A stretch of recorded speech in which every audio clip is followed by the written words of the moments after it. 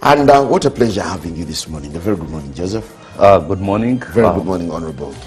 Morning, Simon, and congratulations to my dear friend upon that mile. He's big. He's now the president. Yes, he's the president of the party, and it's not been an achievement. Another one on the block. What does it mean? Well, it expects him that come the coming elections, perhaps he should be a member of the iPod, and he should also be having some members in parliament, and hopefully himself, depending on the legal framework that will have been developed along the way.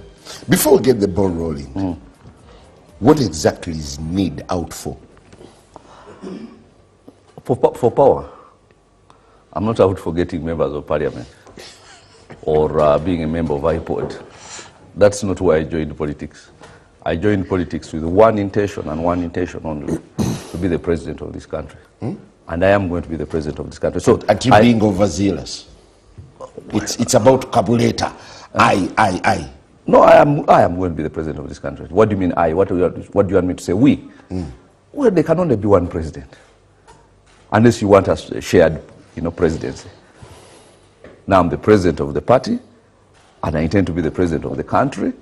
I am not sitting and saying now I'm going to have members of parliament in after the next election. No, that's not. I will have them, that's for sure, but that's not my ultimate intention. I, as well as the people I'm with, our ultimate intention is to be the ones heading the government, because that's the only place that we can alter and change this country in the direction that we think it should be changed. We are not going to change it from having a few MPs in a very clogged house full of, very big numbers of MPs. That's not how we are going to change the country. You're joining several other political players who already on the park. What difference are you bringing? I mean, in the midst of this debate on whether political parties are still relevant. Oh, I mean, how else are you going to get into power? Because we've tried being a political movement, and that worked for its time.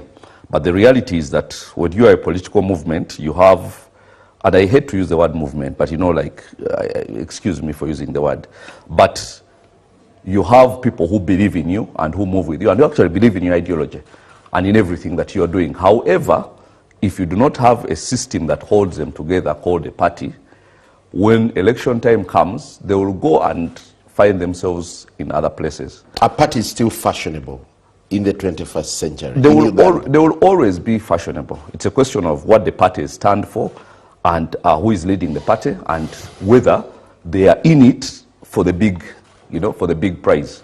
So but there is no other way. Parties are everywhere. I mean, all over the world, there are parties.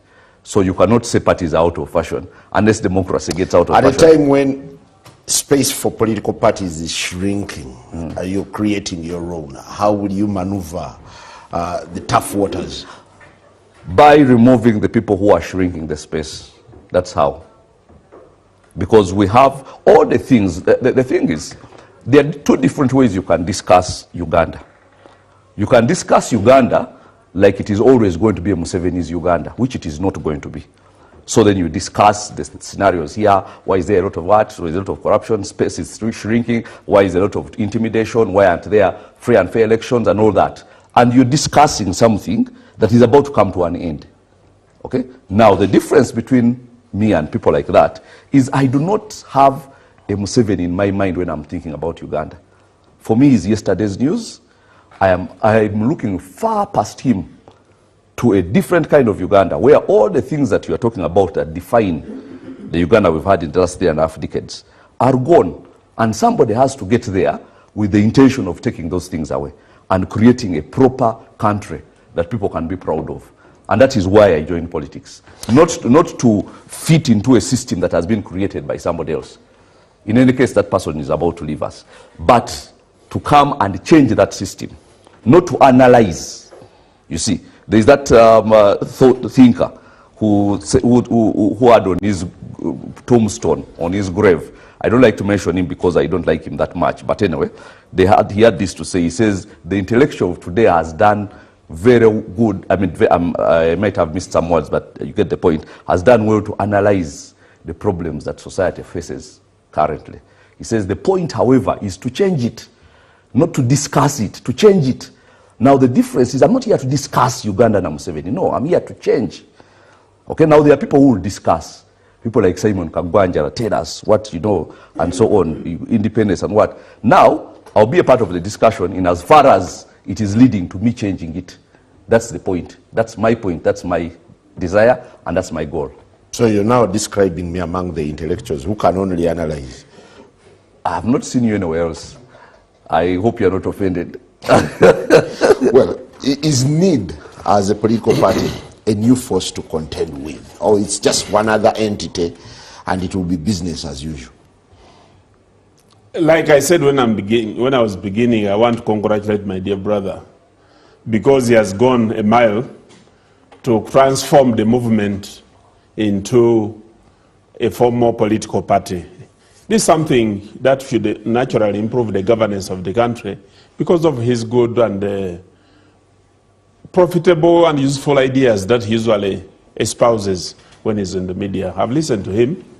But like I've said before, when the National Resistance Movement created the environment, parties started getting formed. So to us, we take the credit for him, for what he has done. This is the democracy and the future. When we told Ugandans, we are going to secure your future, this is part of the securing the future, because now he has emerged with a political party. Once, he has also introduced something new from the previous parties which have come up. He's talking about political ideology. And the second one, he said he's not focusing on Museveni. Look at the previous parties and what they are doing up now. They come up with radical movement, they come up with Senyundo, they come up, whatever they describe is only targeted at addressing and talking about President Museveni. So when he talks about the ideology, I would want to share part of his literature to find out and understand exactly what need is all about. Let me hope the name need will not... How about the symbol? I found the symbol equally interesting. Will not describe... The cone, the maize cone. No, he knows because in Bunyoro there must be a lot of maize. I don't know what must have informed his team to use that as a symbol. But for us who are already in the political arena, we welcome him. And not only, we are welcoming the party, but for him, he was already there. He attempted to become uncaptured power, but he knows the dynamics and what the challenges he will What kind of hurdles await him, his new political party? First of all, to explain to the people that he is well-intentioned. You have seen very many young members of parliament and young political leaders, what they have been describing in the newspapers and on Twitter. You see, when people speak, then you know what is in their mind and heart. He has been talking a lot, and people respect a lot of his words that he has been saying, and the maturity with which he discusses it. He hasn't been as abusive as many people wish to be, and that's one of the challenges in the current politics. So he should be coming on the political arena. So you look at him as an embodiment of clean politics, right? I look at him as a civilized human being, and I shall expect civility as opposed to what many people have been doing, abusing one another. This is the kind of politics NRM loves, right? No, but politics, democracy, it has rules and guidelines and regulations. As long as he plays the regulations and he satisfies the voters, then he will be voted. Because the voters are outside. The arena is controlled by government because it has the instruments of leadership in order to create public order, in order to ensure the voters are safe, in order to ensure the investors are attracted, in order to create jobs for the young people, and create Uganda to go to the middle income status. These are things that we should be doing together in order to transform this country. How do you feel about the kind of compliments that you're getting from the NRM about you being very clean, civil, and ushering in a new kind of politics? They are underhand compliments. First of all, I'm thinking about you mentioning NRM and civilized politics in the same breath. And I'm thinking you must be very brave because that's exact opposite to what they are. And that's one of the things we want to change. The whole idea that, because when people talk about government being in charge of instruments of power, government is supposed to be something beyond the ruling party. Okay? There are systems under government that are not supposed to be subject to whoever it is that is, in political power at the time. Like, let's say, the civil service, the military, and all that. Now, of course, now all those institutions have been held captive by this current ruling party. But those are things that can be reversed. And I want to tell you that there are countries that reversed those things in a matter of 10 years, even less, okay? Getting back institutions, taking power out of the, of the clenched fist of one man, where he's in total control of every institution. He does what he wants, he says what he wants, he gets what he wants when he wants it. Now, that's the kind of politics that we are trying to change, the NRM politics. But the challenge, as far as I'm concerned, is to convince Ugandans to look beyond. Museveni is a very temporary problem. In any case, at the end of its, problemness. Of course, that's not a word in English, but you understand what I'm saying. Now, why should I focus? Why should a country with an average age of 16 years? 16. Average age of 16. 16, okay. 16 years. Focus on somebody who is 80 and on his way out. We have the luxury of just waiting him out, and in any case, getting him off one way or the other. But he's on his way out, one way or the other. So now after that, we have a country to look after. And we have to get back to what Uganda wants to be past Museveni. He has worked so hard to build the country in his own image. But now that image is going. And now I want people to think beyond. And I think that thrusts us into the real subject that we are discussing today. How does Uganda look like at 60? That's the thing. First of all, the 60, of course, there is the 36 of Museveni. But I've told you this before that. I said this before elections. And I told you that the trouble with all the elections we've had, there have been referendums on Museveni should go, Museveni shouldn't go. Because none of the other major leading parties actually presented a true picture of what you are bringing after Museveni, apart from we are removing Museveni. Now, and then there was a lot of activism rather than politics. Now, what we are trying to do here is say, okay, we are removing it, but this is what we are actually bringing. Because it's not just enough to say to somebody that leave that place, leave your job, come to this job. What do you have to offer me? Okay?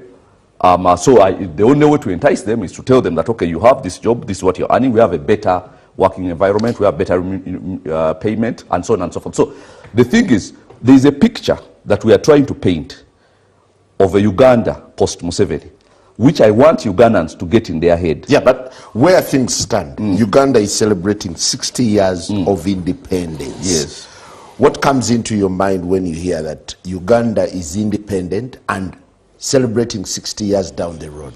What comes into my mind is, first of all, there are other countries that, the trajectory of other countries post-independence has almost been the same. The leaders that led them to independence mostly led until they were either senile or died or were deposed at some stage and so on. Very few of them left of their own, like Mwalimu Nyerere. And then, after that, came an era of pseudo-democracy after the initial leaders who led them to independence. For instance, look at Zambia. There was a Kenneth Kaunda who stayed there. Then eventually, after some time, through a lot of pressure and so on, he left. But those people who came and led their countries to independence had the thinking that they are supposed to be presidents for life because of the things they had done to lead their countries to independence. For instance, like Mugabe and so on. So they have this thing that we fought for this thing. I was in prison 10 years in the case of Mugabe, so I am going to be president for life. So that was the thinking they were having. Now after them comes people who now do not have that sense of entitlement. And so they introduce some kind of democracy. Now it might come with a few, cheating of elections here and there, but they do not come with the entrenched mindset that they were born to be presidents and they are going to be presidents as long as they live. Now the difference with Uganda is after we had gotten rid of that initial crop of people who led us to independence, then we go to Museveni who thinks like them. But he did not lead us to independence. He led us to nothing. He led us to a 5-year bloody war and then led us to nothing. So now he's thinking like the 1960s African presidents, but in 1986. Now that has been a problem for Uganda because it has taken us back. Because now look at the other countries. After the initial Kenyatta dies in power, then, you know, okay, even more, but then eventually democracy settles in. Then I give an example of Zambia and so many others, Botswana and so on, where somebody comes with that sense of entitlement. But eventually when they are gotten rid of, how many presidents have Zambia had since Kenneth Kaunda? Well, if you can hold it there. Honorable Dombo, what does Uganda look like at 60 in your view? The 60 years of independence, which we shall be celebrating this weekend, are constituted of various regimes that we have gone through and experiences as a country. The first experience is that of these 60 years, the national resistance movement takes the biggest share. And there is a reason as to why the national resistance movement takes the biggest share. Because first of all, the national resistance movement launched a protracted war. And beyond that, it has progressively been elected because of what the people went through before independence, through the independent Uganda, the various coups, and the dictatorship that followed, and the various regimes that were.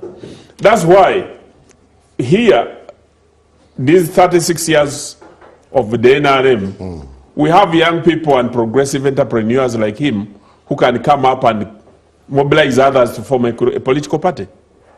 And they come to a media house and begin discussing about his pros and cons and sell his ideas. 36 years ago, what he's saying now and doing was not possible. And that's what defines the difference. Because if he can do that now, then you can know that even if we may not be perfect, but progressively Uganda is becoming better.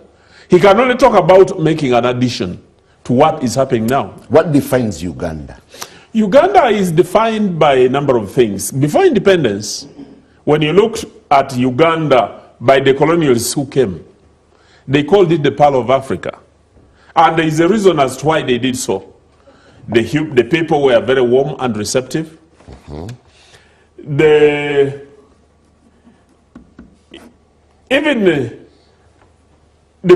past kings combined to resist, some of them combined to resist colonialism.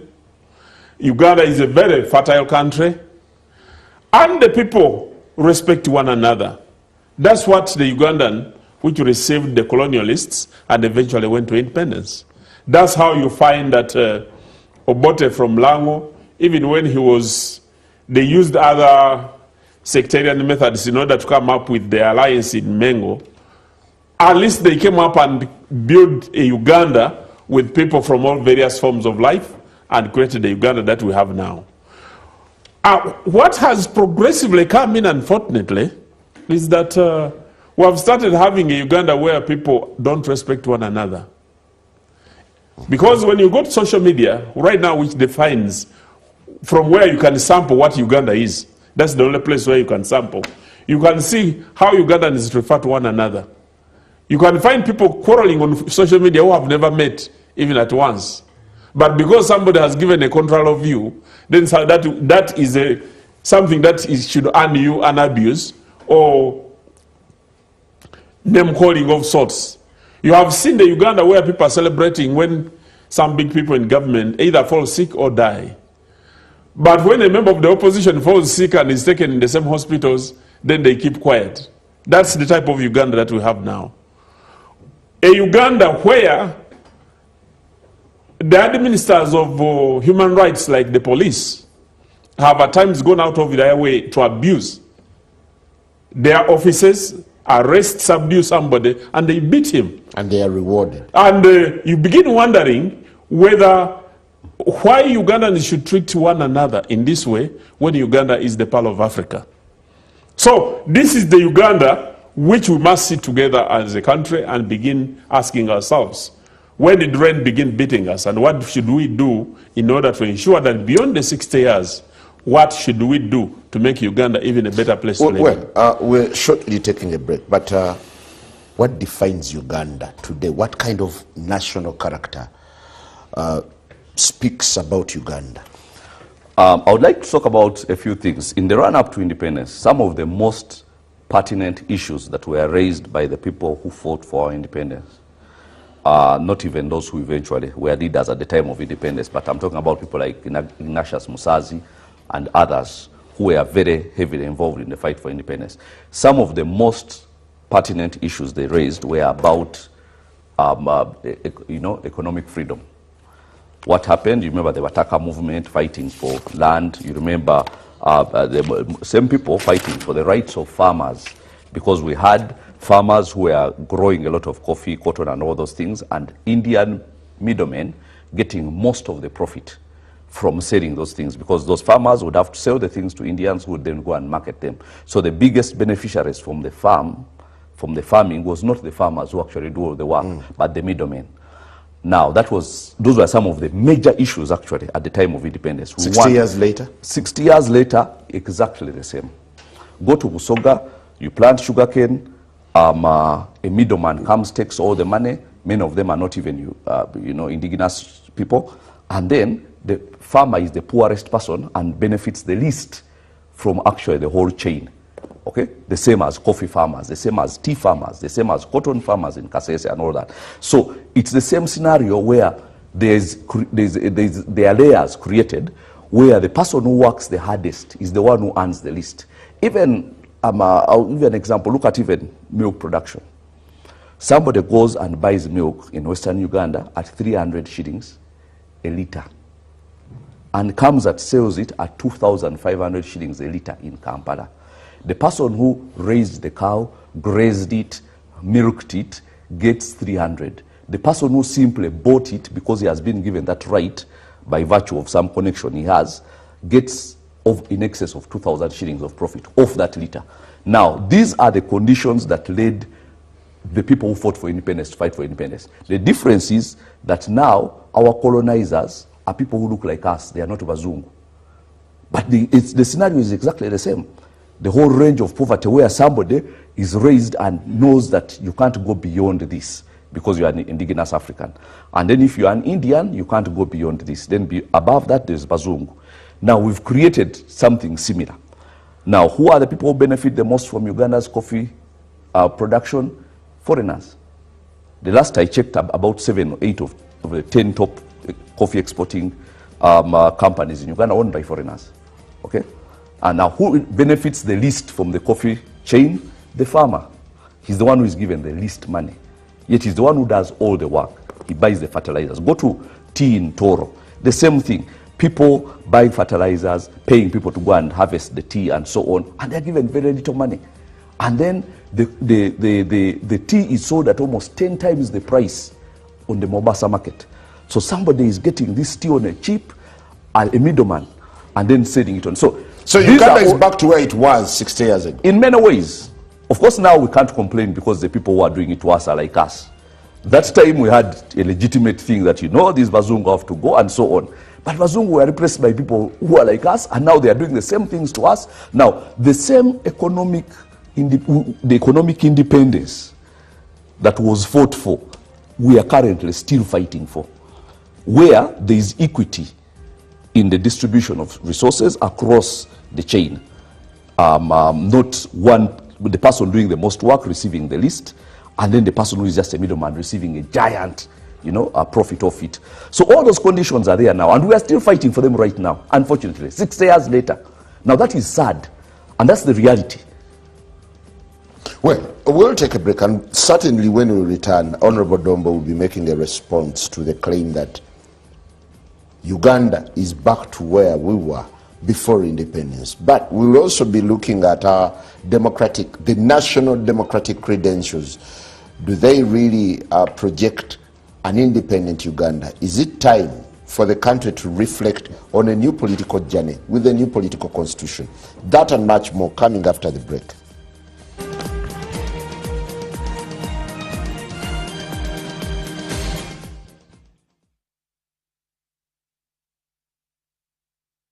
Smartissimo! Get the 4G smartphone of your dreams today and pay as you use. Choose from the Tecno Pop 5 Pro, Tecno Pova Neo, Samsung A03 Core or Nokia C10 and pay conveniently in daily, weekly and monthly installments for a period of a year using Airtel Money. You will also enjoy free 3GB and 100% bonus data on weekly and monthly bundles every month for 3 months. Visit any D-Lite shop or select Airtel Money branches countrywide and get one today. Terms and conditions apply.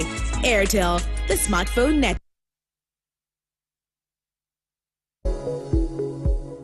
Finding high-quality solutions to your building problems can be hard, but with Vinco from Tile Center, you are sorted. From a range of high-spec windows, doors and glasswork to customized shower cubicles, we provide solutions to your needs. Locally manufactured tempered glass and laminated glass, as well as prefabricated hollow core wall and floor slabs can help reduce construction time. We offer a range of commercial stainless steel options such as slope hoppers, hospital and restaurant sink and scrap-up units, urinals and shop equipment. All products are custom-made and made to measure. Vinco is a Tile Center Limited brand.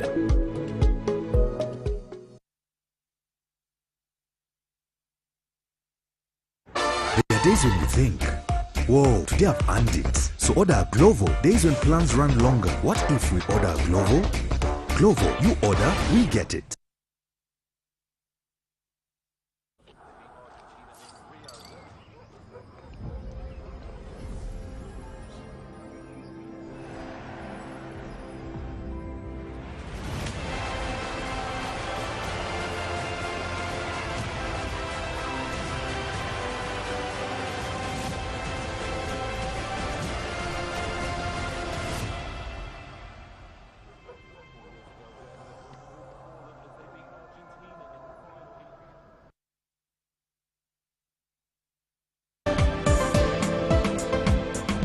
Program lineup brought to you by Gatawo with MTN Momo Advance. Dial star 165 star 5 star 3 hash to apply. MTN Momo Advance is always available when you need it.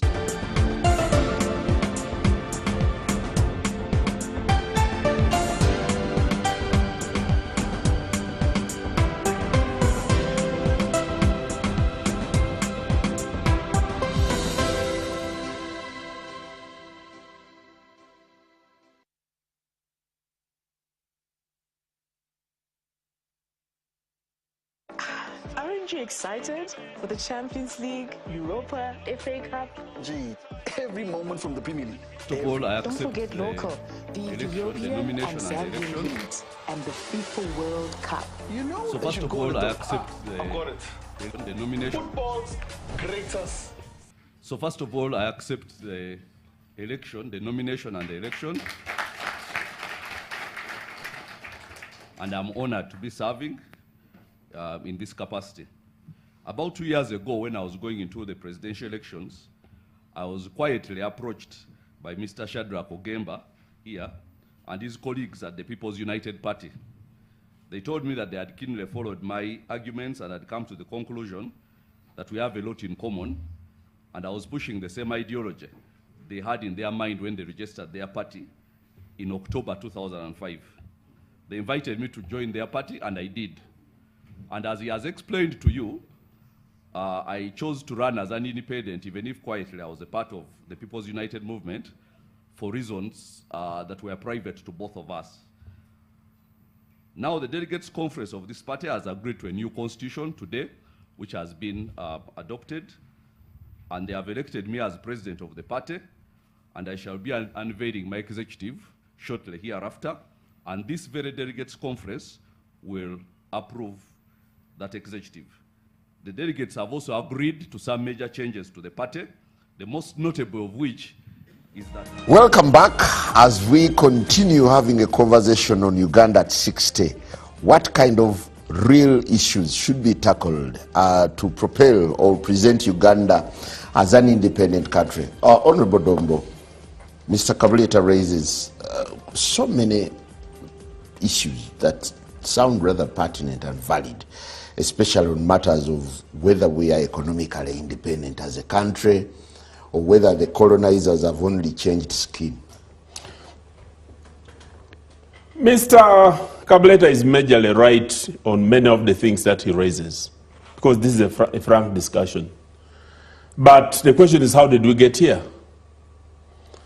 Because he has talked as if he came reading the NRM manifesto, because the issues he has raised, if you listened to President Museveni, why he was bringing in the Vinci Coffee Agreement, this is the same statistics President Museveni was giving.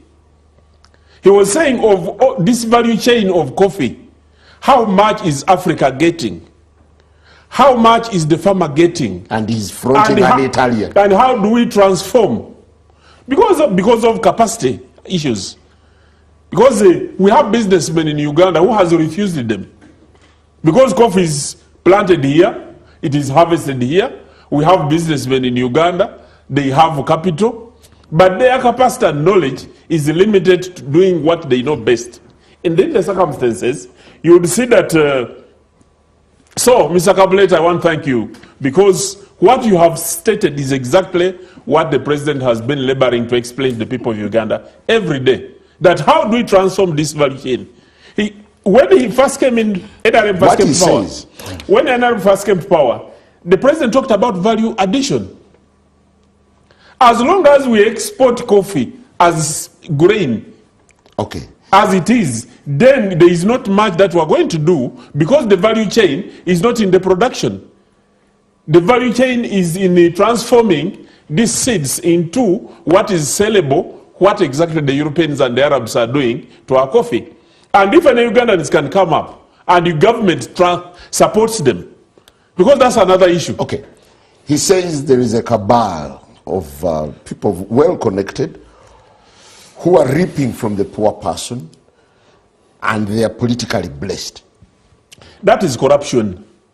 Because before he came in here, we had a very good discussion with my dear brother about what is happening in corruption and what could be done in order to overcome corruption. Because that's one of the biggest things that is defining us now as a country, especially when you get to local governments and you see what people are doing, when you get to the civil service. And it has become one of the flagships of what the civil servants are doing. When you go to the courts of law, and you wonder why aren't we prosecuting and succeeding in incarcerating people who have been got with their hand in the till. This is a big problem that is happening. It is something that we could work together through governance. But if we had met Mr. Kabuleta before coming on this media program, he would have served this country best by joining the National Resistance Movement instead of... because he's actually talking about the issue NRM has labored over time to talk about. Corruption tendencies are there. We have people who have exploited their proximity to government in order to exploit their positions. We have people who have gone to go to the oil sector.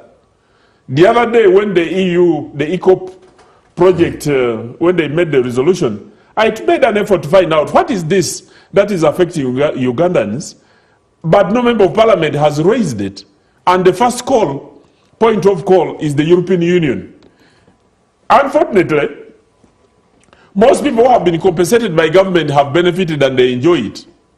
But it seems there is another kind of group of people who use the insider trading, got information earlier, access some lands, and they displace the wananchi by paying them flimsy money, that for them they are the ones who are being compensated. These are corrupt practices, and they will progressively be overcome when Uganda gets better and the people of Uganda transition from poverty to the middle income status. You're looking at corruption that has become one of the flagships of the NRM. NRM did not bring... NRM has enjoyed the biggest chunk of Uganda's post-independence. You know, I have heard you always wanting to say that, but I don't know which religion you subscribe to. You're 37 years in power. 37 years in power, but when God created the Ten Commandments, he did not give them to NRM. He gave them to the people who were there, and one of the commandments was saying that thou shalt not steal. People were stealing long before NRM came to power. And people naturally inherently have the habit of stealing unless the regulations and the laws become very stringent in order to prevent it from happening. So NRM has tried its best. NRM has to an extent dragged Uganda back to the pre-independence traits, No, characteristics. it hasn't. When you look at Uganda, look at this infrastructure here. Can you show us any pre-independence where there was an infrastructure out of private entrepreneurship like this Next Media? Aren't you happy to be employed by the Next Media services? This is because of the NRM. Should we use this as one of the yardsticks of a prosperous Uganda? Absolutely, this is one of the indicators. Because entrepreneurs who have worked hard, like my brother Kid Kalisa and the company and team, you can see that they have taken use of the environment in order to transform Uganda. Many Ugandans are doing the same in their respective areas. Others are doing so in farming, others are doing so in industry, but there are many others. You look at education. One of our biggest problems as the national resistance movement, when we liberalized education and also created an opportunity for many young people to get into school, we looked at that, but the rate at which they were going to come out and the rate at which jobs are being created in Uganda, we didn't look at it synonymously. So we have created a dichotomy where we have so many young people coming out of school because of the good policies that NRM has brought, but unfortunately, they are not being absorbed in the job industry as the same rate like they are getting out of school. Well, thank you very much, Honorable Dombo. Joseph, quite a number of things have eluded Uganda post-independence. Take, for instance, credible, free and fair elections, a national character, a national identity where a country is united on one thing or one agenda. We are a very polarized and divided country, a country where political parties are thriving naturally. Is it time, maybe, for the country to rewrite a new constitution, to rethink our political direction? What should be done? First of all, the constitution would not help until the culture of respecting constitutions is put in place, because there has not been that culture. You remember the 1967 abrogation and how many times Museveni has changed the constitution whenever it suited him, and so on and so forth. So there is a feeling that when somebody is in power, they cannot be held hostage by a piece of paper that was written. Now that culture has to stop for us to then enact a proper constitution, and now it is respected at all times, and rather than just being a piece of paper in the eyes of people in power. But then something I have to say here is the whole argument is saying the value chain. That is Museveni diverting people from the real issues. We do not need to be at the top of the value chain of coffee for our farmers to benefit. I'll tell you that in 1986, we were exporting $194 million worth of coffee every year. That $194 million was paying school fees for so many people, bringing prosperity across communities, you remember. People buying cars and building houses and going to school, of 194 million. Cheats from cooperatives. Yeah. Cheats from cooperatives, which were eventually which would be honored with money. Now, you would even go to a school and show a cheat from a cooperative, and your child goes to school because there were systems which worked. Eventually, you would get your money if you sold your coffee, and then you'd go and pay the school. And the school knew that. So they would let your child go to school. There were systems that worked before these people came, these bushmen. Now, now, from 194 million, which was seen in the communities, now we are going to 850 million. We are selling a yard coffee. But who is seeing it? The people, is anybody going to school of coffee money? Is anybody building house, buying what of coffee money? No. It's all going to those that politically connected few people. Now, if 194 million was spread across the community and people were actually enjoying the benefits of it, how can you not have 800 million spread across the same community? Now, you see that what Museveni did is he disempowered these people by removing the cooperatives, which were collective bargaining entities for the farmer, owned by the farmer. and bargaining for the farmer. Because if you go and speak farmers one against the other, you can pit them one against the other, okay? And you give them very bad prices. The cooperative societies were helping the farmers be together and negotiate together.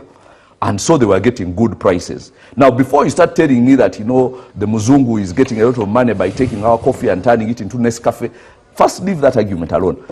Why are the local farmers here not getting the benefit, even of this, you know, unprocessed coffee? Because it was taken out of their hands and taken into the hands of a few people whom you said are politically blessed, using your words. Now, that has been a feature for the NRM in all things. Now he's saying they are local businessmen who can go and buy coffee. No, they are not. They introduced a coffee bill. You have to have a license to go and indulge yourself in any form of coffee farming. And those licenses are owned by people who are politically blessed, using your words. So it is a creation of people who are, you know, you want to portray NRM as a black colonial outfit. That's exactly what it is.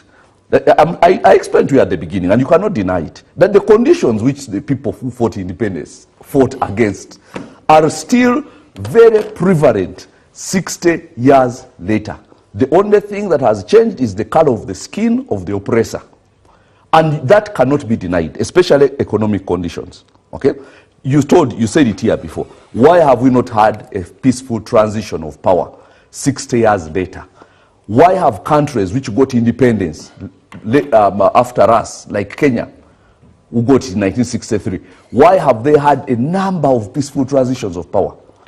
Why are their elections more credible and at least something resembling to the will of the people, as well as so many other countries? So how come it is Uganda that you look at all the conditions that exist? Now you see, to the point that he's giving infrastructure as a key indicator. A key indicator. Yet, isn't it? It is not. It is not. There is what they call natural growth. Okay?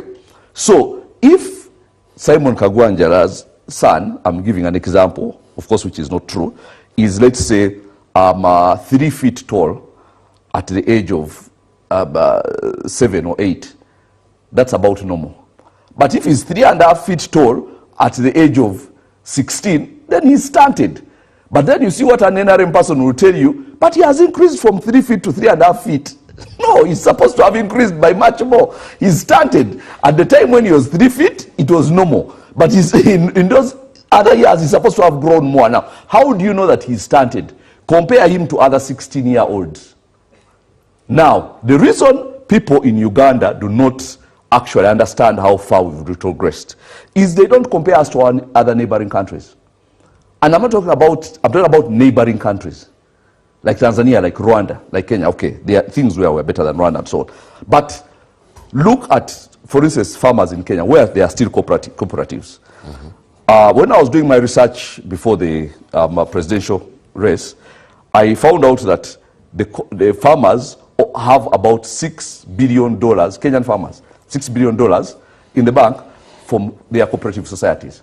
And they had investments of $5 billion. $5 billion. Farmers. Now, combined their investments and the money they had, they could finance Uganda's budget for 1 year at the time. Now, tell me, how can we not be stunted? In 1996, Uganda's had a GDP that was higher than Tanzania. In 1999, we were equal with Tanzania. Now Tanzania is twice our GDP. But somebody will get Ugandan figures independent of others and show that we've moved from this place to this place and say that's progress. But why don't you compare us to other countries and see what progress they have made within that same period of time? Again, I would like us to focus on the democratic credentials, on the front of democracy. 60 years down the road, how is Uganda faring? Simon, I'm going to talk about democracy, but I wanted to put, to clarify my brother who selectively uses statistics to deliver his point, but he doesn't want other people to do the same. I've not stopped you. When he says that Uganda was getting 194 million out of coffee exports, I don't know which year was that. 1986. 1986, what was the population of Uganda? If you divided that income by the population of Uganda then, and you could divide by what is happening now, then you can see He what says the impact was felt. the level of transformation. The impact was felt because the population was smaller, and the areas that the government was funding were also limited. But first of all, in order to come to the 850 million, where did Uganda get this from? Because how did this come to 850 million? Did it just grow? Did people just begin doing it? Or it has been an effort of government to ensure that we increase productivity and therefore the marketability and the income that is coming out of that. One time we shall come and talk about the real statistics so that we begin comparing. Democracy now. You are comparing with Kenya, Tanzania, but how many wars have they been going through? We were under the pit in 1986. That's where NRM lifted Uganda from in order to begin doing what you can see now, that you can even have the freedom of wanting to compare. But in 1986 there was nothing to compare, not even the state. All Ugandans had run to Kenya and the other countries. So what were you comparing with? But coming to the democratic credentials, we have made some progressive steps, although there is a lot still that requires to be done. Because when you look at the constitution, he's talking about constitution and constitutionalism. 1995, Uganda made a new constitution. It has been amended a few times using the processes that were adopted within the constitution, and they have also removed some of the checks that had been put and introduced. But we still have a parliament which can do the same if we feel that is something that is required and people of Uganda want it. The members of parliament can still go ahead and do a reform. Right now, President Museveni has entered into a negotiation and agreement with Honorable Nobati Mao, the very good lawyer and the Minister for Justice, and he's promising that he's going to bring so many things that are going to improve and transform the governance in Uganda. We have to only wait. We can't speculate. But all these are efforts which I invite my brother Kabuleta to make an addition to, other than disparaging the efforts that Ugandans have made together in order to carry this country this far where it has gone. Would you vouch for a new constitution, given that our constitution has, rather the national constitution, has severally been defiled? There is no miracle between a new constitution and our old constitution. There are areas that require improvement within the constitution. And we have a parliament which is mandated to do those improvements. If any member can legitimately bring either a private member's motion or government brings a bill in order to deal with the unresolved issues within the constitution, whether you want to call it new or an amended constitution, to me I believe it will still be the constitution of Uganda. Well, as we get out of here, the mood in the country speaks to anger, division, and a lot of acrimony. 60 years down the road, what has brought us here? Because there is a clear distinction between the privileged and the non-privileged. And people will even celebrate the death of somebody if he is perceived to be among the privileged. Now, if somebody is rich because he worked hard, because he's an astute businessman, because of anything that without any connection to political privilege, people are going to love him. You saw the love that was showered to, the late African, what's it called? Chibirige. Because everybody, Ibrahim Chibirige, because everybody knows that he worked hard for his empire. He's rich, but nobody is angry with his being rich, because they know it is pure out of hard work. Now, if he was rich out of political privilege, nobody was going to be mourning him. Because when people are underprivileged, they get angry at those who are privileged if the privilege is not based on any sort of merit. Okay? Now, that is why people are angry. That's why even on social media there is a lot of anger. There's a lot of vitriol, and sometimes even misplaced. But because people have this thing that they are in a system that does not lend benefit to their innovations, to their talents, to their what. If you do not belong to a certain category of people, you are not going to get to a certain place, period. Now, once there is a scenario like that, you cannot avoid the anger and all the expressions of rage that you find on the social media.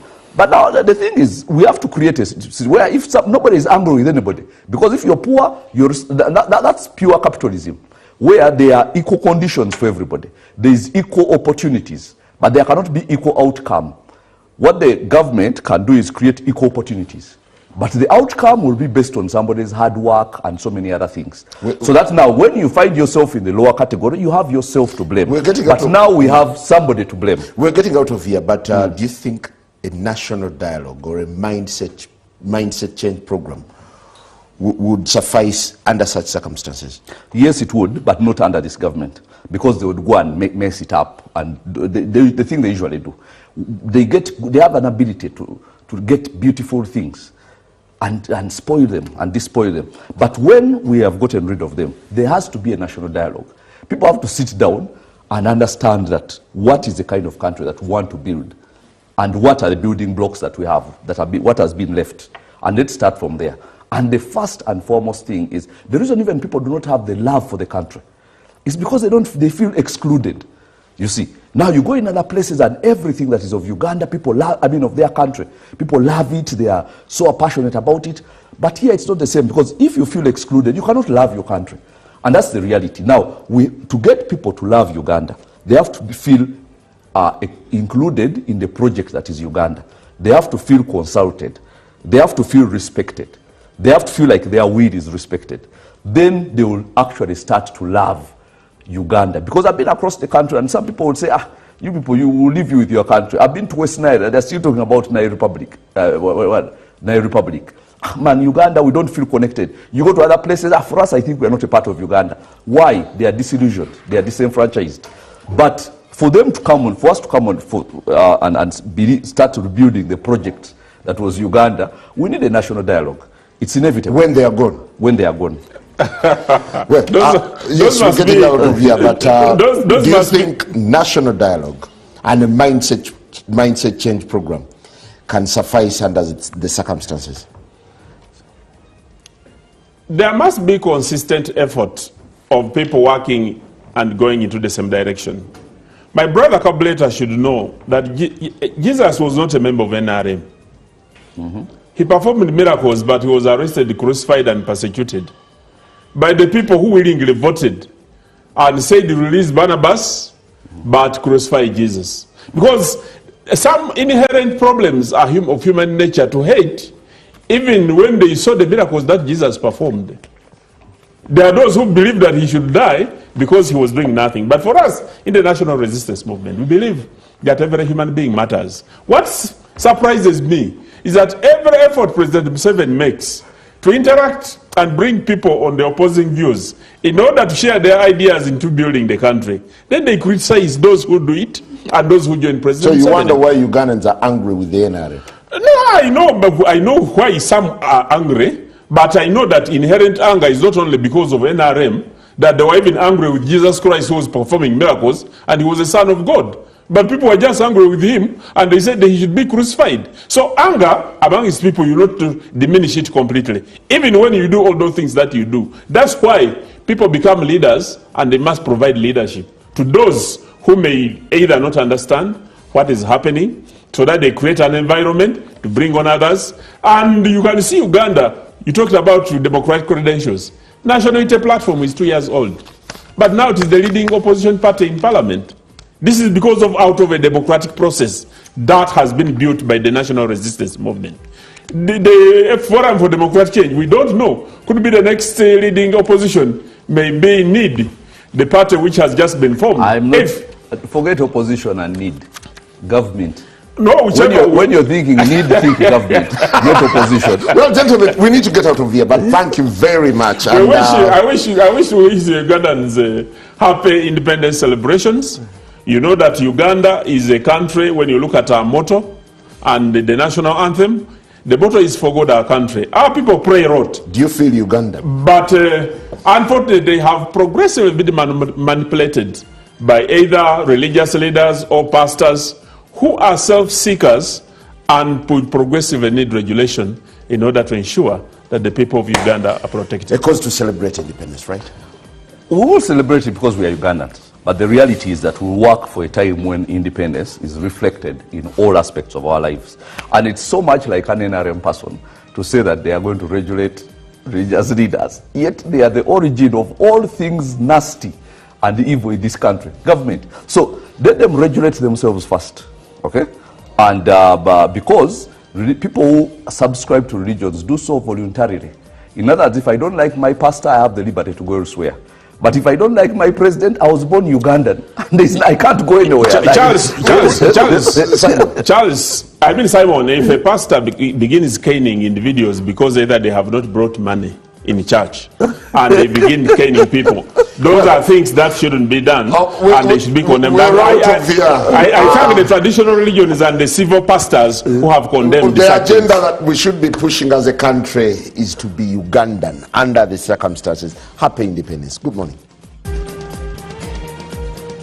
longer the People's United Movement, but it is now the National Economic Empowerment Dialogue, or NEED. First of all, the word movement comes with a lot of trauma for some of us. So I don't know why Mr. Ogemba decided to call his movement. He's comfortable with the word movement. But you know, one of the things that always bothered me, Mr. Ogemba, after the January 2021 elections, was the fact that I was often referred to as former presidential candidate. And it annoyed me, it really did, because I hate to be defined by what is in the past. I prefer to be defined by what is in the future. But because they had no other reference point, I let it pass. So, but now it is my pleasure to address you as the president of a bona fide political party. And now I shall be called by what I currently am and not what I was in 2021.